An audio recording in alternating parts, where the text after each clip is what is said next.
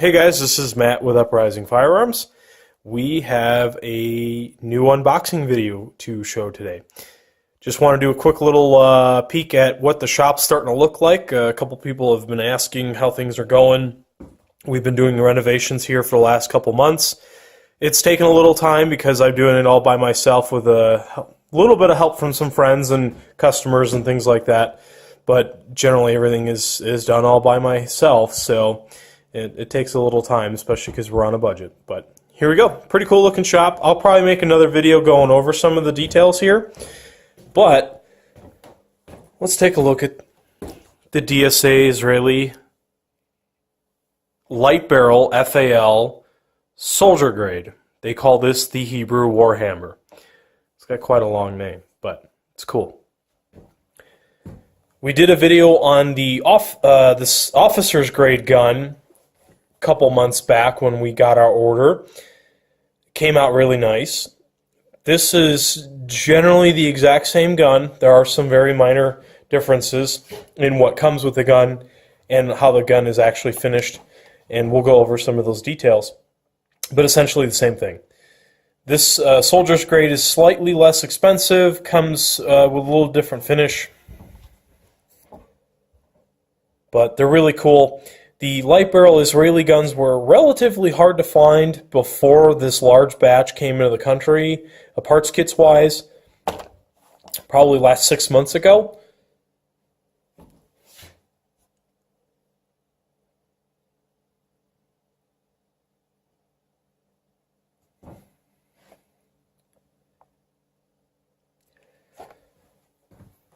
So, standard DSA style FAL packaging.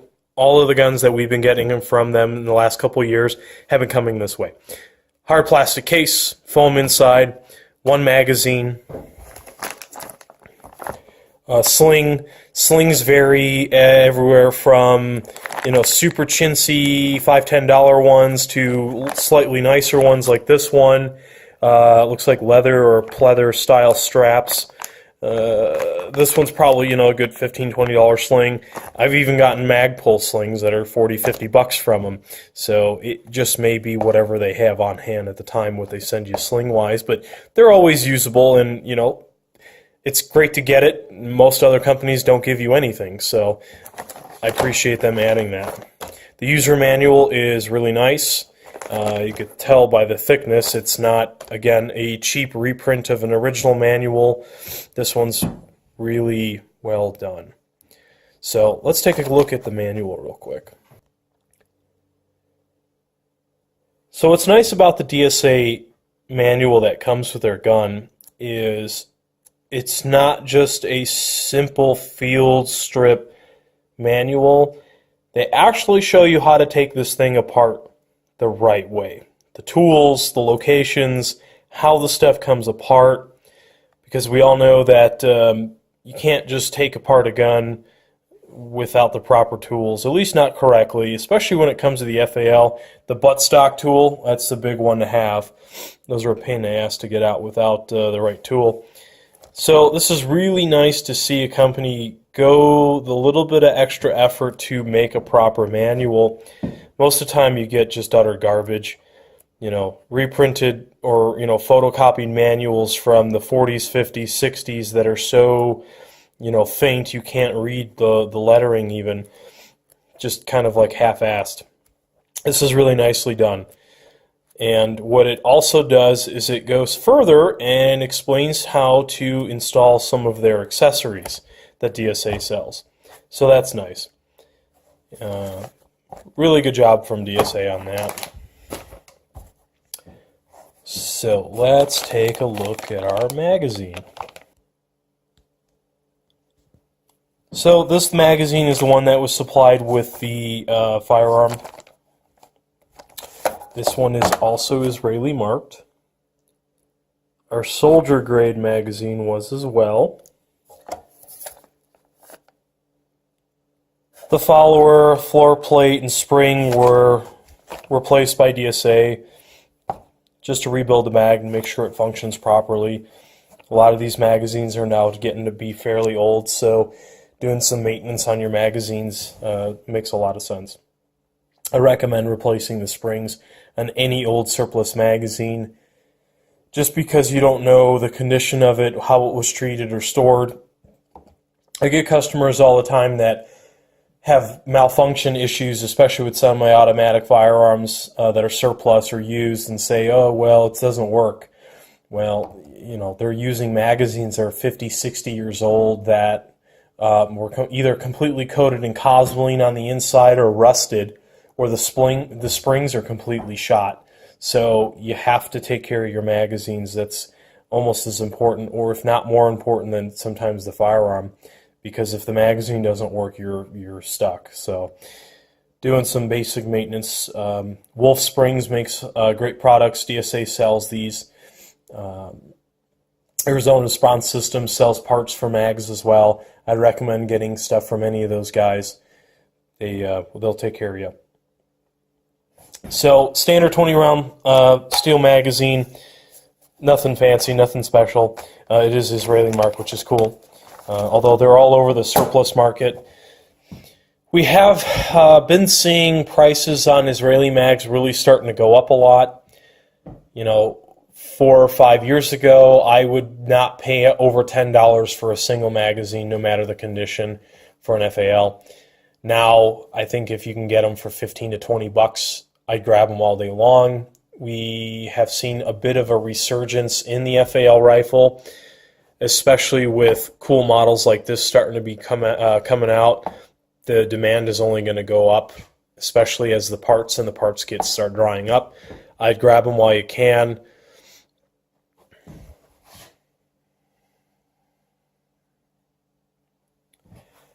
So as you can see on the soldier grade model, the finish isn't as nice as the officer's grade. The officer's grade in our video was refinished by DSA. Once they've assembled the gun and put it together, it was refinished. More of like a black paint coating, whatever they use. They have a special process that they use for their guns. Change the zoom here a little bit for you, get a closer look. That's not to say that the soldier grade looks bad. I think if you want a good, honest looking battle rifle, this is the one you want. If you want a gun that looks brand new, was never issued, came right off the line, that's the officer's grade model. If you're like me and you prefer your guns a little bit around the block, this is the one for you. And what you could see is it appears that either DSA in their process of finishing the receiver or after building the gun went through and somewhat artificially aged the receiver. It doesn't look super war, but it looks like somebody did a little bit of effort to give it some kind of wear to the outside of the receiver. It doesn't look out of place. Oftentimes you see guys on the FAL files or on arms lists selling that their FAL they just built. You know, good looking gun, parts kit was completely different looking than the receiver, and it stands out like a sore thumb. And that's one of my pet peeves is they won't even bother to try and get the receiver to match the original finish or refinish the gun properly. So this looks pretty spot on. That was one of the concerns I had with the soldier grade,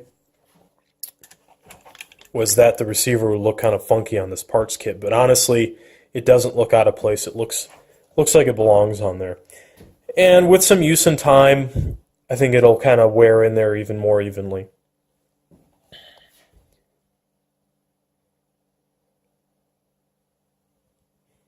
As you can see, lots of original Israeli marked parts. There's our bayonet lug. So let me go back to the barrel again. The soldier's grade does not come with a flash hider. My understanding is this is the correct way the Israeli light barrel FAL is supposed to look without a flash hider. They added one for the officer grade, probably to give you a little bit more value for the money that those go for. But if you're a purist, don't get the one with the flash hider. I don't believe that's correct on the original guns. Have they been added over the years, or some armorer did it? I don't know, quite possibly. However, from talking to people who know a bit more about FALs than I, they say that the brakeless or barrel is the correct way to go.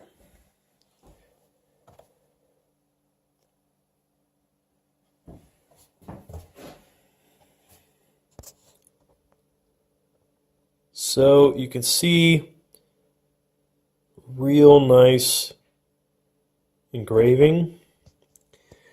One thing that I will point out, and this may bother you, may not, is the machine marks are pretty obvious when you look closely.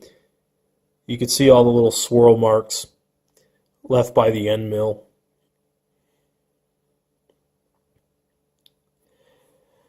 On the officer grade, probably due to the thickness of the paint or the coating that they use when they refinish the gun afterwards, you really don't see this.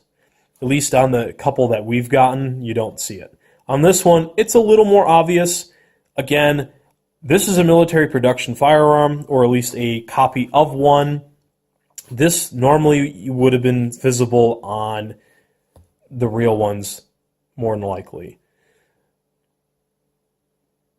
It just shows, this is the step that the machinist or the armory had to go through to make this gun.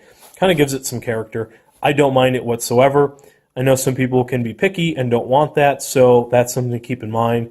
Again, if you don't like this rougher finish, you don't like these machine marks, buy the officer grade. You can see on the top cover, it's been around. It doesn't look distractingly bad when it's on the gun, but when you look up closely, you could tell this is from a parts kit. Even on the officer's grade model, through the refinish, you could see some blemishes in the metalwork just from a firearm that was made out of a parts kit. There's no getting around it unless you find a virgin parts kit, which I doubt any of those exist. Pistol grip looks like a new replacement, probably for our 922R compliance. Buttstock. The wood on the soldier grade models isn't cherry picked. This is kind of whatever they've got. As long as it's in usable condition, they'll put it on the gun.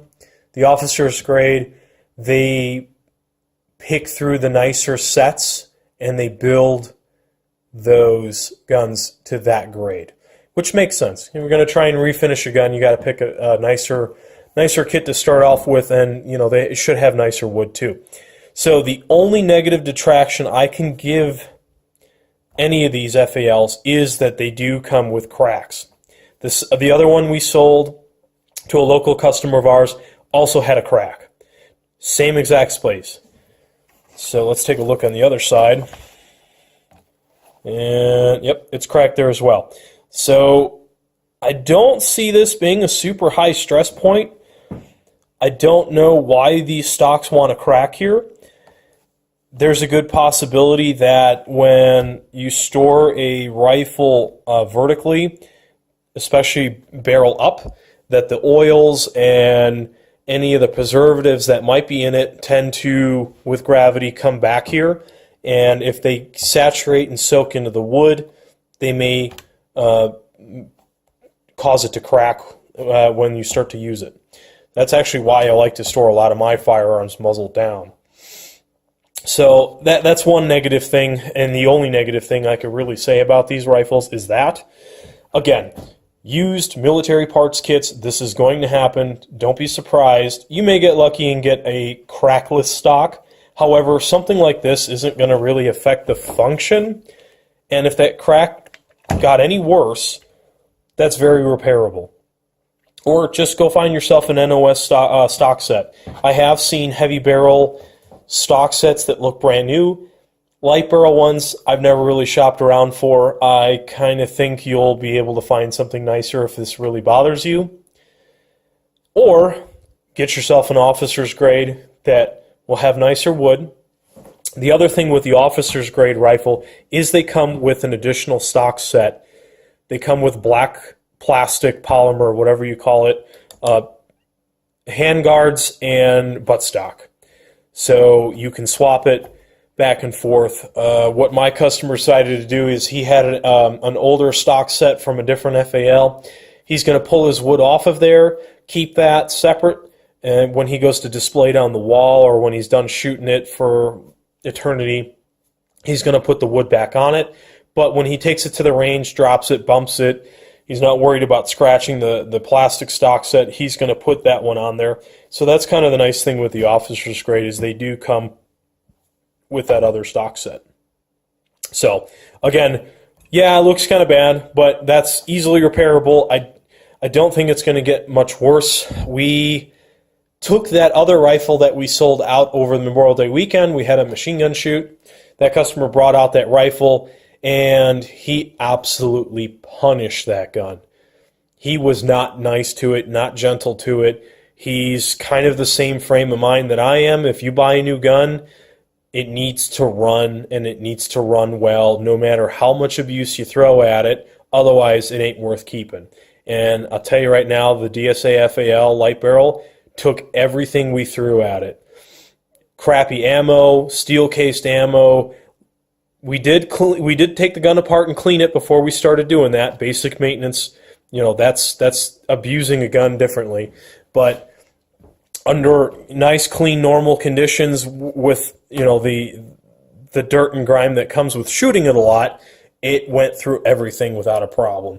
And it was pretty windy and dusty out, and his gun was absolutely filthy afterwards. We shot probably 400 rounds without a single break. So it performed flawlessly right out of the box the first time. So I'll give you a little close-up on the front handguard. Again, it's got some battle scars. The other one, it did have slightly different handguards that we noticed. This one's got more traditional pin type retainers, keeping the handguards together. I believe there's an internal heat shield in here that is part of this. It runs in here. The other one we had larger round washers around each of these 4 pin sights. So it looked a little bit different. They were pretty cool. I think that's ultimately why he picked that one out of the 2, not because it was any different or better, just like those handguards, just slightly more. And that's the thing. The guns that we got were both consistent quality-wise and condition of the parts, kits, and finish. You could almost not tell the 2 apart whatsoever. They look really great.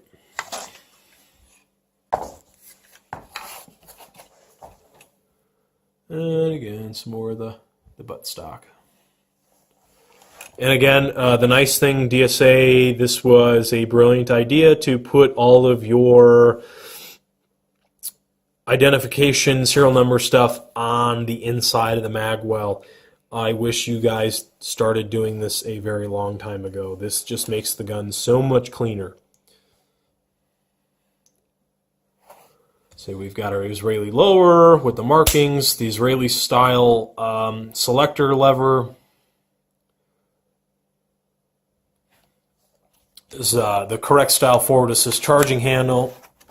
That's pretty stiff. There it goes.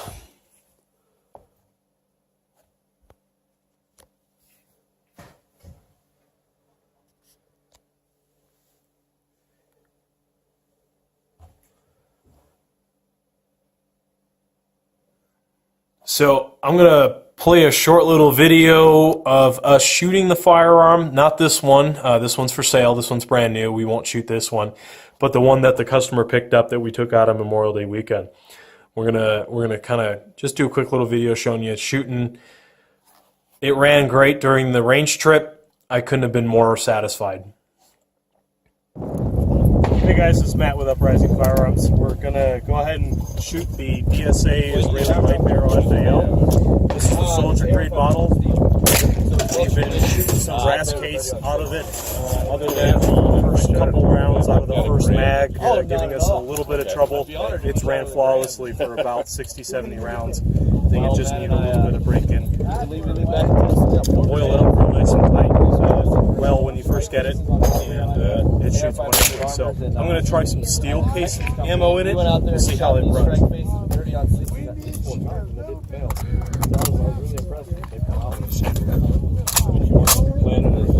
Didn't think you'd be trying one of these today. Oh, I wanted to get her behind it. I've shot one of That's cool. I think that's probably some of the most.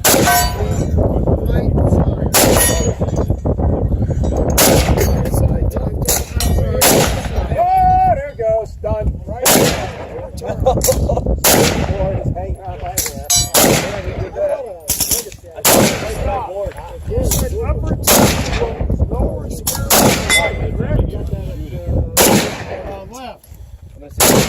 Before it falls.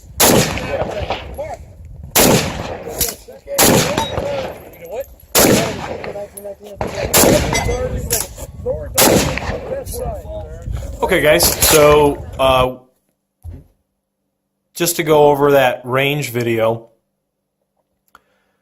it ran great. We had one issue, the first magazine, the first couple rounds of the bolt not picking up the rounds out of the magazine. I didn't load the mag, I didn't insert the mag in the rifle, and I wasn't shooting it. It was the customer who bought it. I don't know if it was user error or if something was going on with the mag follower not pushing up the rounds and allowing the bolt to catch them. By the time I came over there, they already had a different magazine in the firearm with the same ammunition, and it worked perfectly. We then took different steel and brass cased ammo in 3 different magazines, including the original magazine that was giving us, or the owner, trouble, and they all ran flawlessly. So it lends me to believe that that initial hiccup wasn't the rifle's fault, that it was probably user error. So it ran awesome. I was hitting targets, 12-inch steel plates at 200 yards offhand with iron sights. The rifle points very naturally. The sights are great, gives you a good picture.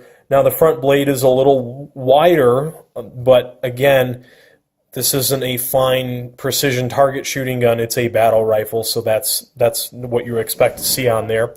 So it did kind of cover up some of the targets we were shooting at, but generally we're able to hit it most of the time. After we ran probably 300-400 rounds through the gun, we cleaned it up. It was pretty filthy. It was very dusty, very windy where we were at. So and then of course to cool the gun off, we left the action pulled back and opened up to get a little more airflow through the barrel. So a lot of grime got caught to that wet powder residue while it was open, but once it was cleaned, it looked great. No abnormal wear patterns or issues that would have caused us any sort of concern. So I can wholeheartedly recommend these rifles. They're a historic firearm.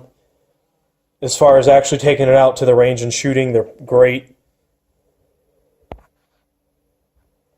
And I definitely expect these firearms, once DSA runs out of them, to really appreciate value. A lot of guys want to run out and buy their own parts kits and build their own guns on a receiver, which is great. That's whatever you want to do. I have certain guns that I've built for myself that won't ever be for sale, but you have to remember that a factory firearm will always be worth more than a parts kit that was assembled by somebody you don't know. Not just because you don't know who did it, you don't know the quality of the workmanship, but also because a company like DSA will stand behind their product and give you a warranty. Any issues, complaints, problems we've ever had with any of their firearms or accessories or their magazines, we called them up, talked to them, sent it back, no questions asked, and it was fixed. And that's why you pay a little bit more money to buy a gun from a manufacturer, because they'll stand behind their product. Or at least good ones will. There's plenty of manufacturers that sell you shit, but DSA is not one of those. They'll stand behind their product. If you buy a gun from them and you have issues, call them up. They'll take care of it for you. At least that's always been our experience, and that's why we like to deal with them. So there's a quick review for you of the DSA FAL Israeli Light Barrel Hebrew Warhammer in 308. Thanks, guys. If you're interested in this gun, it is available for sale. Again, with a lot of the hard-to-get, unusual guns, we don't bother putting them up on our website. Give us a call directly at the shop. It's 928-713-1593, or shoot us an email over at uprisingfirearms@gmail.com. We could take care of it for you. We could order the guns for you as well. There's about an 8 to 10 week, roughly, wait time from what I understand from DSA to get them. So we've had these on order. This one's here right now, ready to ship. So if you want to buy it, give us a call. It'll be yours. Thanks.